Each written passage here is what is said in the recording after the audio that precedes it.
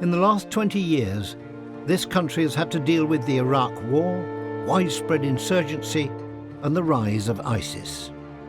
As we set out this morning, I just saw across the road a big sign with two destinations on it, Baghdad and Mosul.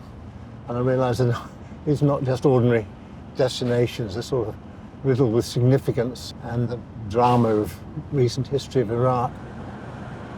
But Mosul was such a damaged city, so I think that'll be something quite powerful to see. In 2016, the Iraqi army and international forces launched a massive military campaign to flush out ISIS, which left the city shattered.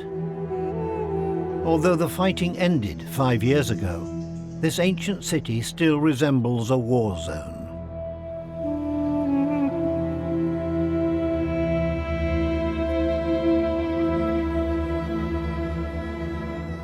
Estimates suggest more than 10,000 civilians were killed in the battle to free Mosul from the ISIS caliphate. The historic old city on the west bank of the Tigris was almost totally destroyed.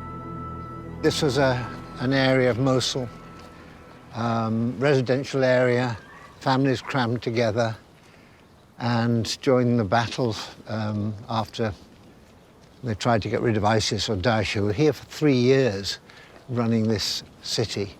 And then the final assault, they just destroyed it. They destroyed as much as they could. And you can just see these are just ordinary people's houses, with bits of glass, there are tiles, a sort of old sofa.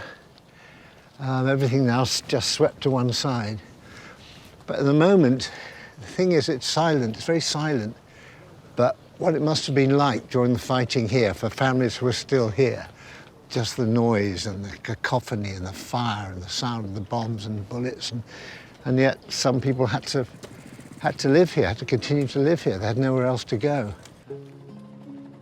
With so much destruction, you'd think there's no life here.